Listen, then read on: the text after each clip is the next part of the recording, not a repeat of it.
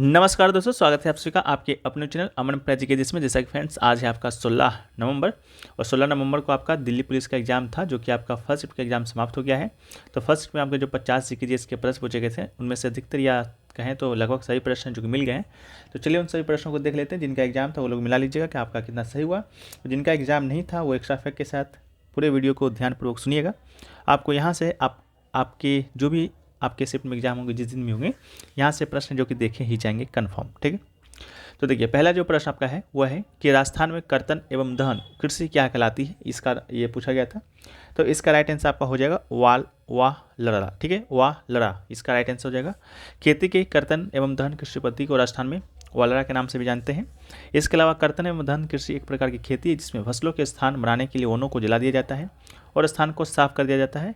कर्तन एवं दहन आदिम निर्वाह खेती है। ठीक है, इसे आपका स्थानांतरित खेती के नाम से भी जाना जाता है जो कि आपका उत्तर भारत में जब जाइएगा उत्तर भारत में तो उत्तर भारत में इसे झूम खेती के नाम से जानते हैं। आप लोगों को अगर याद आ गया होगा। ठीक है, उत्तर पूर्वी भारत में नहीं, उत्तर पूर्वी भारत नहीं, पूर्वी भारत में। ठीक है, जैसे कि आपका असम हो गया, नागालैंड हो गया, मणिपुर हो गया, मेघालय हो गया, उन सभी राज्यों में इसे झूम खेती के नाम से जाना जाता है। वही नाम आपसे राजस्थान का पूछा गया था तो वाल लड़ा इसका राइट आंसर था। इसके अलावा कुछ और प्रमुख नाम को देखें जैसे कि मध्य प्रदेश में इसे क्या कहा जाता है, तो मध्य प्रदेश में वेवर या दैया इसे कहा जाता है। आंध्र प्रदेश में पोंडू या पिंडा कहा जाता है। उड़ीसा में पामादा में, पश्चिम घाट में दोस्तों आपका कुमारी कहा जाता है। झारखंड में आपका बात कहें तो कुरवा कहा जाता है। हिमालय क्षेत्र में बात करें तो इसी खेती को आपका खील खेती कहा जाता है। ठीक है, तो ये आपसे पूछा गया था। वीडियो में आगे बढ़ने से पहले दोस्तों आपको बता दें कि एसएससी 2023 में जितने भी अभी तक एग्जाम कंडक्ट हुए हैं वो चाहे आपका एसएससी एमटीएस का हो 22 या 23 का दोनों पीडीएफ है, सीजीएल का हो आपका मेंस का भी है, प्री का भी है 2-23 का, सीपी का है आपका सीएसएसएल का है, या अगर सभी पीडीएफ लेना चाहते हैं इसमें आपको दिल्ली पुलिस का 2020 में जो एग्जाम हुआ था उसका पीडीएफ है जो कि मिलेगा विथ एक्स्ट्रा फैक्ट के साथ मिलेगा जो कि आपके एग्जाम में पूछे गए होते हैं। ठीक है, पीडीएफ को बाय करने के लिए व्हाट्सअप नंबर संपर्क कर लीजिएगा। तो व्हाट्सअप नंबर दिया गया है उनमें से एक पर संपर्क कर लेना है। ठीक है, जो भी पीडीएफ चाहिए अगर आपको पूरा चाहिए तो मात्र 75 रुपये में पूरा पीडीएफ जो कि मिल जाएगा। तो चलिए वीडियो में आगे बढ़ते हैं। नेक्स्ट क्वेश्चन पूछा गया गंभीरा थाली या यात्रा किस राज्य की प्रसिद्ध नृत्य शैली है। तो आपसे शायद सिर्फ गंभीरा पूछा गया था, ये दोनों हमने अपने मन से जोड़ दिया है ताकि आने वाले शिफ्टों के लिए आपका ये इंपॉर्टेंट हो जाए। तो गंभीरा की बात करेंगे तो गंभीरा आपका पश्चिम बंगाल का क्या है प्रसिद्ध नृत्य शैली है। गंभीरा के अलावा आपका धाली हो जाएगा, यात्रा होगा, ये सभी भी आपका पश्चिम बंगाल का ही नृत्य रूप है, इसको भी याद रखना है। इसके अलावा नृत्य का नाम चंडी मंदिर गंभीरा के नृत्य के नाम पर रखा गया है जिसमें नृत्य के लिए मंदिर के सामने एक विशेष रूप से निर्मित मंडप है। नेक्स्ट आपका है कि वैदिक काल में तक्षण का अर्थ क्या होता था। ठीक है, तो तक्षण का अर्थ होता था बढ़ई। बढ़ई किसे कहा जाता है तो आप लोग को मालूम होगा लकड़ी काटने वाले को। ठीक है, तो मेरे ख्याल से आपका ऑप्शन में बढ़ई दिया गया होगा तो इसका राइट आंसर बढ़ई हो जाएगा। ठीक है, लेकिन वैदिक काल में रत्नी और अधिकारी के कुछ और महत्वपूर्ण नामों को देखें जो आपके कार्य करते थे। ठीक है, यहाँ से प्रश्न हो सकता है अगले शिफ्ट में पूछे जा सके क्योंकि ये प्रश्न पूछा गया है। तो देखिए पुरोहित जो होता था, पुरोहित वो आपका मुख्य पुजारी हुआ करता था जिसे कभी कभी राष्ट्रगोप के रूप में भी जाना जाता। सेनानी की बात करेंगे तो ये आपका सेनाध्यक्ष हुआ करता। इसके अलावा वज्रपति की बात करेंगे तो ये आपका चारा व भूमि का अधिकारी होता है, प्रभारी होता। गिरवा की बात करेंगे तो ये आपका पुलिस अधिकारी होता। अश्वासा या दूत की बात करेंगे तो जासूस जो राजा के संदेश वाहक का कार्य करता। ग्रामणी की बात करेंगे तो ये आपका गाँव का प्रमुख होता। कुलपति आपका परिवार का मुखिया होता। मध्यमासी की बात करेंगे तो विवादों पर मध्यस्थ करने वाला होता। भागा दूघा की बात करेंगे तो आपका राजस्व संभालता होता। इसके अलावा संघित्री की बात करेंगे तो ये आपका कोषाध्यक्ष होता। महिषी ये आपका मुख्य रानी होती। सुता की बात करेंगे तो सारथी और न्यायालय मंत्री होते। इसके अलावा गोपिक करताना की बात करते हैं तो ये आपका खेल और वन का रखवाला होता है। पाल गाला की बात करेंगे तो ये आपका संदेश वाहक। छत्री आपका राज का बड़ा अफसर होता है। अछवापा आपका लेखापाल। अथापति आपका मुख्य न्यायाधीश। तक्षण आपको बढ़ई को कहा जाता है। ठीक है, ये आपको याद नहीं होगा, बस आपको एक बार सुन लेना है 2-3 बार। इसके अलावा पीडीएफ आपको मिलेगा टेलीग्राम पर, लिंक डिस्क्रिप्शन में दिया गया है। पिछले 2 शिफ्टों का पीडीएफ आपको भी दिया गया है तो वहाँ से जाके इसको 2-3 बार पढ़ लीजिएगा तो आपको ये अपना हो जाएगा, यानी कि आपको याद हो जाएगा। जैसे आप देखिएगा कंप्यूटर स्क्रीन पर तो डायरेक्ट आपको वहाँ पर दिख जाएगा। जैसे महसी देखिएगा तो उसे मुख्य रानी। ठीक है, मुझ से मुख्य रानी, इससे रिलेट करके आप लोग क्या कर सकते हैं, याद रख सकते हैं। ठीक है, चलिए नेक्स्ट क्वेश्चन पूछा गया कि किस भारतीय शासक ने इमन बतूता को दिल्ली के काजी या न्यायाधीश के रूप में नियुक्त किया था। ठीक है, हो सकता है लैंग्वेज आपका थोड़ा सा अलग हो, यानी मोहम्मद बिन तुगलक ने इमन बतूता को क्या बनाया था इस प्रकार का हो सकता है। तो ये होगा तो दिल्ली का काजी बनाया था। इसके अलावा दिल्ली का काजी इमन बतूता को किसने नियुक्त किया तो मोहम्मद बिन तुगलक ने नियुक्त किया।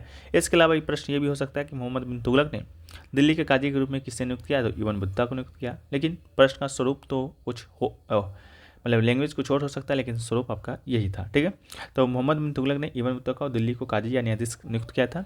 मोहम्मद बिन तुगलक को विचारों का आदमी के रूप में जाना जाता है। उन्होंने सेंट्रल कैपिटल का विचार शुरू किया। नामात्र टोकन मुद्रा शुरू करने का श्रेय भी उन्हें दिया जाता है। इन्होंने अपनी जो राजधानी है दिल्ली से दौलताबाद स्थानांतरित कर दिया था। इसके अलावा उन्होंने किसानों के लिए एक ऋण प्रणाली भी स्थापित की। उन्होंने दीवान कोही नाम से कृषि विभाग बनाया था। उन्हें अकाल के पीड़ित को राहत देने के लिए अकाल संहिता की भी स्थापना की थी। नेक्स्ट आपका है नबार्ड की स्थापना कब हुआ था। नबार्ड की स्थापना की जब हम लोग बात करते हैं तो नबार्ड का स्थापना आपका 1982 में होता है। 12 जुलाई 1982 को आपका नबार्ड का स्थापना होता है। इसका फुल फॉर्म की बात करेंगे तो national bank for agriculture and rural development इसका फुल फॉर्म होता है।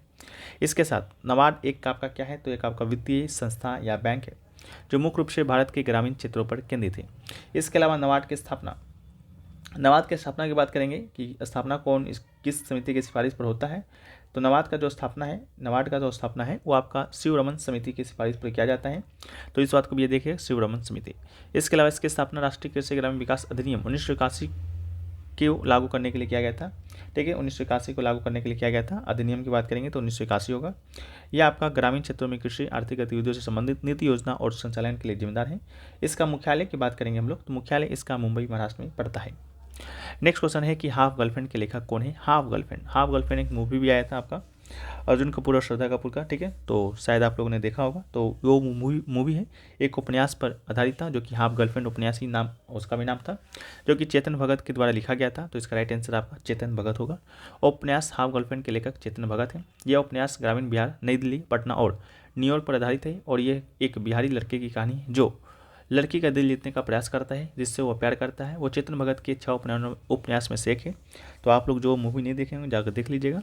ठीक है, इसके अलावा 5 पॉइंट समवन उनके द्वारा लिखा गया और अगला उपन्यास है 1 night at call centre 3 mistake of my life पुस्तक भी उन्हीं के द्वारा लिखा गया है। इसके अलावा 2 स्टेट पुस्तक आपका इन्हीं के द्वारा लिखा गया है और रेवोल्यूशन 2020 पुस्तक भी आपका इन्हीं के द्वारा लिखा गया है। तो याद कीजिएगा। नेक्स्ट जो प्रश्न आपका है वो है कि डैश भारत के राष्ट्रीय ऑर्केस्ट्रा के संस्थापक थे। ठीक है, तो भारतीय ऑर्केस्ट्रा के संस्थापक पूछा गया था। तो इसका राइट आंसर आपका पंडित रविशंकर हो जाएंगे। ठीक है, रविशंकर हो जाएंगे। रविशंकर आपका एक भारतीय संगीतकार और सितार वादक हैं। इसके अलावा उन्होंने भारत के राष्ट्रीय ऑर्केस्ट्रा की स्थापना की थी। 1999 में इन्हें भारत रत्न अवार्ड से भी सम्मानित किया गया था। 1962 में संगीत नाटक अकादमी पुरस्कार दिया गया था। 1975 में यूनेस्को अंतर्राष्ट्रीय संगीत परिषद पुरस्कार भी इन्हें दिया गया था। तो इसको भी याद कीजिएगा। ठीक है, नेक्स्ट देखिए पूछा गया है आपका कि स्वतंत्रता के समय भारतीय राष्ट्रीय कांग्रेस के अध्यक्ष कौन थे। ठीक है, तो जब हम लोग बात करते हैं स्वतंत्रता के समय का, तो स्वतंत्रता के समय जो आपके भारतीय राष्ट्रीय कांग्रेस के जो अध्यक्ष थे वो आपकी जेबी कृपलानी थी। ठीक है, क्या थे, जेबी कृपलानी थी। तो इसका राइट आंसर आपका जेबी कृपलानी हो जाएगा। जेबी कृपलानी 1947 में भारतीय राष्ट्रीय कांग्रेस के अध्यक्ष थे।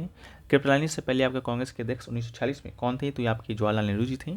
कृपलानी के बाद 1948 में पटाभी सीतारमैया थी। 1949 तक ये कांग्रेस के अध्यक्ष थे। इसके अलावा 1950 में आपका कौन थे, 1950 में आपके पुरुषोत्तम दास टंडन। ठीक है, पुरुषोत्तम दास टंडन आपके क्या थे, 1950 में कांग्रेस के अध्यक्ष थे। इसके अलावा उसके बाद 1951 में जवाहरलाल नेहरू फिर से आपके कांग्रेस के अध्यक्ष बने थे। इस बात को आपको क्या करना होगा, याद रखना होगा। ठीक है, इसके बाद जब हम लोग नेक्स्ट प्रश्न की ओर बढ़ते हैं उससे पहले आपको बता दें कि जो भारतीय राष्ट्रीय कांग्रेस है उसका स्थापना आपका 1885 में हुआ था। ठीक है, 1885 में कहाँ हुआ था, बॉम्बे। उस समय बॉम्बे, अब हम लोग इसे मुंबई के नाम से जानते हैं। उसके संस्थापक A.O. ह्यूम थे। इसके अलावा उस समय के जो अध्यक्ष, प्रथम अध्यक्ष की बात करेंगे तो जो प्रथम जो अध्यक्ष थे वो कौन थे, तो प्रथम अध्यक्ष आपके व्योमेश चंद्र बनर्जी थे। इसके अलावा बद्रुद्दीन तैयबजी आपके पहले मुस्लिम अध्यक्ष थे। 1987 में कांग्रेस का अध्यक्षता किए थे। एनिवेशन की बात करेंगे तो एनिवेशन आपका INC की पहली महिला अध्यक्ष थी, इसको भी याद रखिएगा। इसके अलावा 1886 में आपका दादा भाई नौरोजी ने अध्यक्षता किया था। इसके अलावा पहली भारतीय महिला अध्यक्ष की बात करेंगे तो पहली भारतीय महिला अध्यक्ष आपकी सरोजनी नायडू हो जाएंगे, इसको भी आप याद रखिएगा। ठीक है, चलिए नेक्स्ट प्रश्न की बात करते हैं। तो नेक्स्ट जो आपका प्रश्न है वह है कि autobiography of American tennis player, open and autobiography. ठीक है, जो आपका ओपन एंड ऑटोबायोग्राफी है वो आपका किसके द्वारा लिखा गया है, ये पूछा गया था। तो इसका राइट आंसर आपका क्या होगा, J.R. मोहरिंगर की सहायता से लिखा गया एक पुस्तक है आंद्रे अगासी का। ठीक है, तो आंद्रे अगासी इसका आपका राइट आंसर हो जाएगा। नेक्स्ट आपका है एक कबड्डी मैच में कितने अधिकारी होते हैं। तो एक कबड्डी मैच की बात करते हैं तो एक मानक कबड्डी मैच की देखरेख में आमतौर पर तो 7 से 8 अधिकारी होते हैं, लेकिन आपके ऑप्शन में शायद 6 दिया गया था, तो इसका राइट आंसर 6 होगा। पहले 7-8 हुआ करता, अब आपका 6 हो गया है। अगला है 19वीं शताब्दी के महान समाज सुधारक नारायण गुरु का जन्म डैश राज्य में हुआ था। तो जो आपके समाज सुधारक थे नारायण गुरु, ठीक है, शायद आपसे आंदोलन पूछा गया था, कंफर्म कर दीजिएगा जो लोग एग्जाम देकर आ रहे हैं। तो इनका जो जन्म है आपका केरल में हुआ था, आंदोलन भी इन्होंने केरल में ही किया था। श्री नारायण गुरु आंदोलन केरल में उभरा, दलित वर्गों उच्च जातियों के बीच संघर्ष पैदा हुआ था। इसके अलावा इसकी शुरुआत श्री नारायण गुरु ने केरल के एजवाव के एक सामाजिक आंदोलन की अगुवाई करते हुए ताली निकालने वाला का एक समुदाय था। एजवाह केरल में सबसे बड़ा समूह है जो कि आबादी का 26% है। इसके बाद मलयालम, तमिल, संस्कृत एक महान विद्वान श्री नारायण गुरु ने 1902 में श्री नारायण गुरु धर्मपालन SNDP योगम की स्थापना भी किया था। नेक्स्ट आपका है वेलोर में सिपाही विद्रोह किस वर्ष हुआ था। तो वेलोर में सिपाही विद्रोह की बात करेंगे तो आपका 1806 में हुआ था, तो इसका राइट आंसर 1806 होगा। यह भारतीय सैनिकों का प्रथम आपका धार्मिक विद्रोह था। इसके बाद इस समय वेलोर जो कि आपका कर्नाटक में पड़ता है, उस समय के शासक थे आपका लॉर्ड विलियम बेंटिक, ठीक है, लॉर्ड विलियम बेंटिक, ठीक है। चलिए नेक्स्ट प्रश्न की ओर बढ़ते हैं हम लोग। तो जो नेक्स्ट प्रश्न आपका है कि राज्यसभा में सदस्यों की अधिकतम संख्या, ठीक है। तो जब राज्यसभा में सदस्यों की अधिकतम संख्या की बात करेंगे तो राज्यसभा में सदस्यों की जो अधिकतम संख्या होगा वो आपका 250 यानी कि 250 हो जाएगा इसका राइट आंसर, लेकिन वर्तमान में 245 ही है, इसको भी याद रखना है। राज्यसभा की बात करेंगे तो राज्यसभा का जो गठन है अनुच्छेद 80 के तहत, लोकसभा का गठन आपका अनुच्छेद 81 के तहत, कल गलत थोड़ा सा बता दिए थे तो इसको भी सुधार कर लेना है, ठीक है।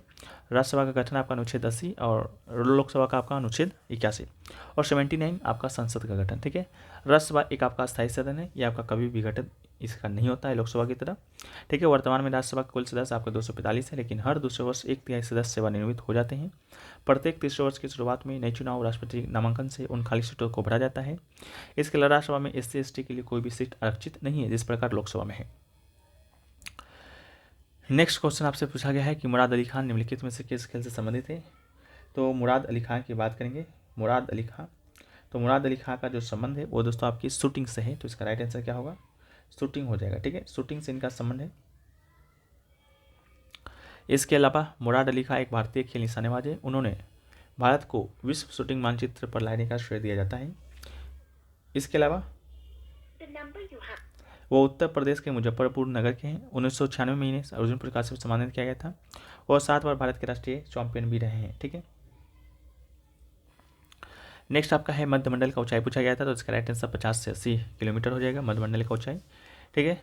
समता मंडल के ऊपर ये स्थित है आपका वायुमंडल की तीसरी परत है, 50 से 80 किलोमीटर इसकी ऊंचाई है, इसको भी याद रखना। अंतरिक्ष से प्रवेश करने वाला इसी परत में उल्का पिंड जो कि जल जाता है, ऊंचाई बढ़ने के साथ तापमान फिर से घटता है। इसके अलावा सबसे ऊपर की सीमा आपका मध्य सीमा होती है जिसका तापमान आपका -80 डिग्री होता है। यहाँ से आप देख भी सकते हैं कौन कौन सा आपका लेयर है एटमॉस्फेयर का।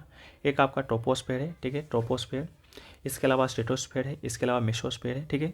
जो ट्रोपोस्फेयर है वो आपका 0 से लेकर 10 किलोमीटर के ऊपर ऊंचाई पर है। स्ट्रेटोस्फेयर आपका 20 से कितना 50 है। मेसोस्फेयर आपका 50 से 80 है। इसके अलावा थर्मोस्फेयर और एक्सोस्फेयर आपका 50 से 700 है, ठीक है, इसको याद रखना है इसे। अगला है कि 3000 मीटर स्टीपल चेंज में वाटर जंप की संख्या कितनी होती है। तो वाटर जंप की संख्या की बात करेंगे तो ये आपका 7 होता है, तो इसका राइट आंसर क्या होगा, 7 होगा, ठीक है, 7 हो जाएगा। इसके बाद आपका ये घटना पुरुषों और महिलाओं दोनों के लिए है।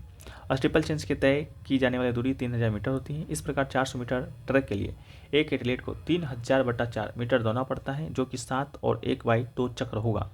इस स्पर्धा में प्रतियोगिता को 28 फिक्स्ड बैरियर और 7 वाटर जंप को पार करना होता है। अगला है बिरसा मुंडा अंतर्राष्ट्रीय स्टेडियम कहाँ स्थित है, उड़ीसा में स्थित है, इसका राइट आंसर उड़ीसा हो जाएगा।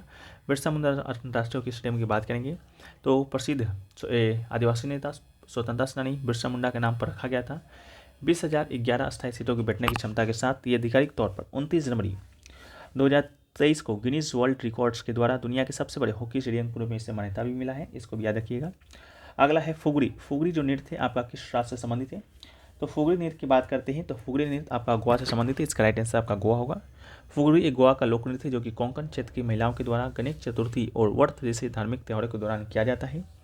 इसके अलावा अगला पूछा गया बेटी बचाओ बेटी पढ़ाओ किसके लिए एक पहल है। तो मेरे ख्याल से शायद आपका इसका आंसर बेटी या महिला इस प्रकार दिया गया था, तो आप लोग बताइएगा। ये योजना आपका शुरू किया गया था 22 जनवरी 2015 को, किसके द्वारा? तो महिला एवं बाल विकास मंत्रालय, स्वास्थ्य मंत्रालय और परिवार कल्याण मंत्रालय एवं मानव संसाधन विकास मंत्रालय की संयुक्त पहल था। चलिए नेक्स्ट क्वेश्चन की बात करते हैं। तो पूछा गया नौकरेम और लाहो किस राज्य का नृत्य है? तो जब आप 14 नवंबर की PDF को पढ़िएगा तो वहाँ पर हमने सारे फेस्टिवल के बारे में आपको सारे राज्यों के बारे में बता दिया था। आप लोग जाकर उसको आसानी से देख भी सकते हैं, ठीक है, एक्सेस कर पाइएगा, फ्री ऑफ कॉस्ट है, टेलीग्राम पे भेजा गया है। वहाँ पर आपको नौकरम लाहो वो भी नृत्य आपको मिलेगा। जहाँ पर आप मेघालय के सेक्शन में जाइएगा तो मेघालय में आपका नौकरम लाहो जो फेस्टिवल है मनाया जाता है। इसके अलावा मेघालय की बात करते हैं तो मेघालय में और भी कुछ फेस्टिवल है, जैसे तो लाहो तो हो गया, नौकरम तो हो गया। इसके अलावा साद सुक मिनी सियम ये भी आपका मेघालय में, वांगला भी मेघालय में। इसके अलावा राज्य अपने आधुनिक त्यौहार जैसे शरद ऋतु उत्सव यहाँ पर मनाया जाता है, स्ट्रॉबेरी उत्सव यहाँ पर, चेरी ब्लॉसम उत्सव यहाँ पर मनाया जाता है। अगला है निम्नलिखित में से कौन कथकली की सर्व पुरुष शैली सिखाने वाली महिला? पहली महिला थी और दर्पण एकेडमी ऑफ परफॉर्मिंग आर्ट्स जो नृत्य, संगीत, नाटक और कठपुतली जैसे विभिन्न कलाओं को सिखाने का कार्य करती है। उनकी संस्थापक कौन थी? तो उसके संस्थापक थे आपके मृणालिनी साराभाई। इसका राइट आंसर होगा मृणालिनी साराभाई। मृणालिनी साराभाई कथक की एक सर्व पुरुष शैली सिखाने वाली पहली महिला थी और दर्पण एकेडमी ऑफ परफॉर्मिंग आर्ट नृत्य, संगीत, नाटक, कठपुतली जैसे विभिन्न प्रदर्शन कलाओं को सिखाने का कार्य भी करती थी। इसके अलावा मृणालिनी साराभाई एक भारतीय शास्त्रीय नर्तक और कोरियोग्राफर थी। इसके अलावा उन्होंने प्रसिद्ध वैज्ञानिक विक्रम साराभाई से शादी की थी। इसके अलावा इनको 1965 में पद्मश्री, 1992 में पद्म विभूषण का अवार्ड भी दिया गया था, इसको भी याद रखना है। अगला है फसलों के संदर्भ में HYV का पूर्ण रूप क्या है? HYV का पूर्ण रूप की बात करते हैं तो हाई यील्डिंग वेराइटी, इसका राइट आंसर हो जाएगा, ठीक है। वाई बोल रहे हैं, हाई यील्डिंग वेराइटीज़ का राइट आंसर है। ये सामान्य गुणवत्ता वाले बीजों की तुलना में बेहतर गुणवत्ता के बीज होते हैं। ये बीज कीड़ों और अन्य बीमारियों का मुकाबला करने के लिए एक अच्छी प्रतिरक्षा प्रणाली करती हैं। इसके अलावा भारत में हरित क्रांति ने उच्च उपज वाले विभिन्न बीजों, ट्रैक्टरों, सिंचाई सुविधाओं, कीटनाशकों, उर्वरक के उपयोग को अपनाया था। इसके बाद आपका जो भारत में हरित क्रांति के जनक हैं आपके जाने जाते हैं MS स्वामीनाथन, और हरित क्रांति के जनक आपके मैंने ओवरऑल यानी कि पूरे विश्व स्तर पर नॉर्मन ब्लॉक। कल ही पूछा गया था नॉर्मन ब्लॉक किस देश के निवासी हैं, तो आपके USA के निवासी थे, इसको याद रखना है। अगला है निम्नलिखित में से कौन सा मौलिक कर्तव्य नहीं है? कल ही हमने आपको बताया था कि मौलिक कर्तव्य के विषय में आपसे ये पूछा जाएगा कि इनमें से कौन सा मौलिक कर्तव्य नहीं है, क्योंकि सारे मौलिक कर्तव्य से संबंधित प्रश्न आपके कौन संविधान में है, कब जोड़ा गया, ये सब पूछा जा चुका था, ठीक है। तो हमने आपको बता ही दिया था। तो हमने आपको बताया नहीं था कि कौन कौन से मौलिक कर्तव्य 11, लेकिन हमने आपसे जरूर कहा था कि 11 मौलिक कर्तव्य के विषय में आपसे पूछा ही जाएगा, ठीक है। तो देखिए जो मौलिक कर्तव्य की जब बात करते हैं तो ये सब आपको मालूम होगा संसदीय समिति की सिफारिश में जोड़ा गया था, अनुच्छेद 51(1) में है। 42वां संविधान 1976 के माध्यम से जोड़ा गया था। लेकिन 11 मौलिक कर्तव्य कौन कौन से यहाँ से आपका प्रश्न बना था। तो पहला जो मौलिक कर्तव्य है वो आपका है संविधान का पालन करना, राष्ट्रीय ध्वज राष्ट्रगान का सम्मान करना। दूसरा है स्वतंत्रता संग्राम के आदर्शों का पालन करना। तीसरा है भारत की संपूर्णता अखंडता की रक्षा करना। चौथा है आपका देश की रक्षा करना, आह्वान की जाने पर राष्ट्रीय सेवाएं प्रदान करना। पांचवा है समान भातृत्व की भावना रखना। छठा आपका है मिश्रित संस्कृति का संरक्षण करना। सातवां है प्राकृतिक पर्यावरण का संरक्षण करना। आठवां है वैज्ञानिक दृष्टिकोण को विकसित करना। नौवां है सार्वजनिक संपत्ति की रक्षा करना। 10वां है उत्कृष्टता के लिए प्रयास करना। और 11वां जो कि सबसे लास्ट में जोड़ा गया था 2002 में 86 संविधान संशोधन के तहत, वो है कि सभी माता पिता अभिभावक कर्तव्य है को अपने 6 से 14 वर्ष आयु वर्ग के बच्चे को स्कूल भेजेंगे या शिक्षा प्रदान करेंगे।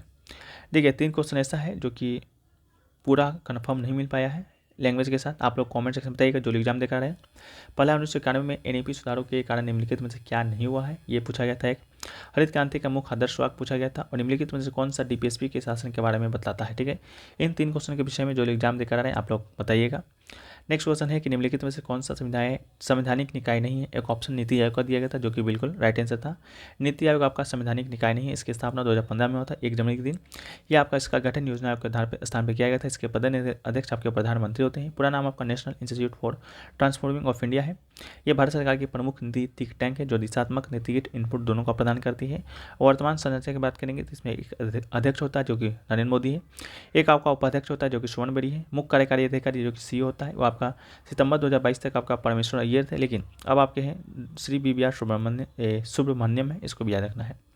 अगला है आपका कि भारत के उपराष्ट्रपति के चुनाव किसके द्वारा किया जाता है। तो भारत का उपराष्ट्रपति का चुनाव आपका संसद के दोनों सदन के सदस्यों के द्वारा, जो वो चाहे निर्वाचित हो या मनोनीत, उनके द्वारा किया जाता है। उपराष्ट्रपति देश के दूसरे सबसे बड़े पद पर काबिज पद है।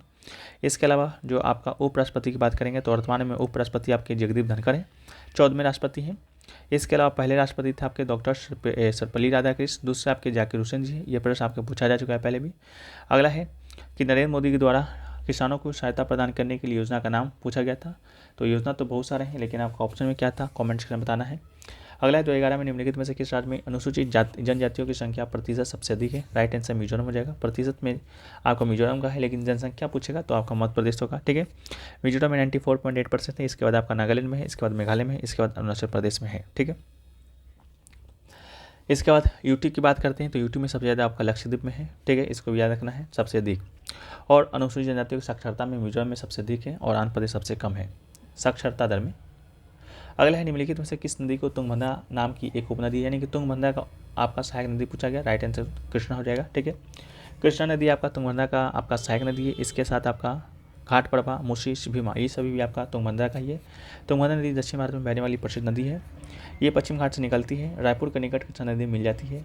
अगला है 5 जगत वर्गीकरण का प्रस्ताव किसने दिया था। तो इसका राइट आंसर आपका आर एच छुटकर, इसका राइट आंसर हो जाएगा। 5 जगत वर्गीकरण का प्रस्ताव आपका आर एच छुटकर के द्वारा ही दिया गया था। जो 5 जो आपका पदक क्या है आपका वर्गीकरण किया गया था, एक तो आपका मोनेरा, प्रोटिस्टा, कवक, पादप और जंतु के परिभाषित किया था। मोनेरा जो कि आपका सभी प्राकृतिक कोशिका के अंतर्गत आने वाले होते हैं। प्रोटिस्टा आपका सभी एकोशिकीय यूकेरियोट्स, कवक जो वास्तविक कवक होते हैं, पादप सभी बहुकोशिकीय पौधे, जंतु की बात करेंगे तो सभी बहुकोशिकीय जंतु आते हैं। ठीक है, इसका जो वर्गीकरण क्या था, उसका मानदंड क्या था, तो कोशिका संरचना था, शारीरिक संगठन था, पोषण की विधि था, जनन था और जाति वृद्धि समानता। इसका जो प्रस्तावित किया था आपका 1969 में किया था आर एच व्हिटकर ने। ये आपका प्लांटी है, फांगी है, एनिमिला है, प्रोटिस्टा है, मोनेरा है। ठीक है, अगला है भारतीय संविधान का अनुच्छेद 40 किस संबंधित है। अनुच्छेद 40 आपका ग्राम पंचायत संबंधित है। इसका राइट आंसर ग्राम पंचायत होगा। अनुच्छेद 43 भी आपका सहकारी समिति से संबंधित है। अनुच्छेद 39A समाज के गरीब और कमजोर वर्ग के मुफ्त कानूनी सहायता प्रदान करना है, सभी के लिए न्याय सुनिश्चित करना है। अनुच्छेद 48A में कहा गया है कि राज्य पर्यावरण की रक्षा, सुधार एवं देश के वनों और वन जीवों की रक्षा करने का प्रयास करेगा। इन सभी को याद कीजिएगा, महत्वपूर्ण है। अगला है हर्षवर्धन किस वंश का था। तो हर्षवर्धन की बात करेंगे तो हर्षवर्धन आपका पुष्पवती वंश का था। पुष्पवती वंश का था, तो इसका राइट आंसर आपका पुष्पवती वंश हो जाएगा। ठीक है, इसके अलावा पुष्पवती वंश को वर्धन वंश के नाम जाना जाता है। और जो आपका वैनसांग है, जो कि आपका हर्षवर्धन के शासनकाल में भारत आया था। अगला है कि हुमायूं का मकबरा स्थित कहाँ है। तो हुमायूं का मकबरा की बात करेंगे तो आपका नई दिल्ली में स्थित है। इसका राइट आंसर दिल्ली होगा, नई दिल्ली नहीं दिल्ली। ठीक है, इसके अलावा मकबरे को हुमायूं की पत्नी महारानी बेगम यानी कि हाजी बेगम ने 1558 में बनवाया था। और मिर्जा गयास सैयद मोहम्मद फारसी वास्तुकार के द्वारा डिजाइन किया गया था। ये लाल बदौ पत्थर से बनाया गया अपने आकार की पहली संरचना भी है। हुमायूं का मकबरा आप यहाँ पर देख भी सकते हैं। यही आपका मकबरा जो है आपका हुमायूं का है, बहुत ही सुंदर लग रहा है देखने में। इसके अलावा कुछ महत्वपूर्ण मुगल शासक के मकबरे के बारे में देखें तो बाबर का मकबरा आपका काबुल अफगानिस्तान में है। जहांगीर का सिकंदर आगरा में है। अकबर का सिकंदर आगरा में है। जहांगीर का लाहौर पाकिस्तान में है। शाहजहाँ का आगरा में है। औरंगजेब का दौलताबाद में है। और आपका बहादुर जफर का आपका यागुन म्यांमार में है। ठीक है, अगला है ये पूछा गया था कि ताजमहल की सुरक्षा प्रदूषण कितना किलोमीटर है। तो 500 मीटर इसका राइट आंसर होगा। 500 मीटर के दायरे को नो कंस्ट्रक्शन जोन घोषित किया गया था सुप्रीम कोर्ट के द्वारा। ठीक है, लेकिन लैंग्वेज आपका क्या था, आप लोग कमेंट सेक्शन में जरूर बताइएगा। अगला है 1929 के कांग्रेस अधिवेशन कहाँ आयोजित किया गया था। तो ये आपका लाहौर में आयोजित किया गया था। इसके अध्यक्ष आपके जवाहरलाल नेहरू थे। इस कांग्रेस अधिवेशन में पूर्ण स्वराज अर्थात पूर्ण स्वशासन का लक्ष्य है जो उसकी घोषित किया गया था। ठीक है, तो ये सभी प्रश्न आपके एग्जाम में पूछे गए थे। लगभग सभी प्रश्न आपके साथ डिस्कस कर दिए गए हैं। जो प्रश्न नहीं किया गया है कमेंट सेक्शन में आप लोग बता दीजिएगा, PDF शामिल कर देंगे। बाकी वीडियो को लाइक जरूर कीजिएगा, कमेंट जरूर कीजिएगा। बहुत देर लगता है वीडियो बनाने में, क्वेश्चन को खोजने में मुझसे भी ज़्यादा समय लगता है। ठीक है, तो चलिए, जय हिंद, जय भारत।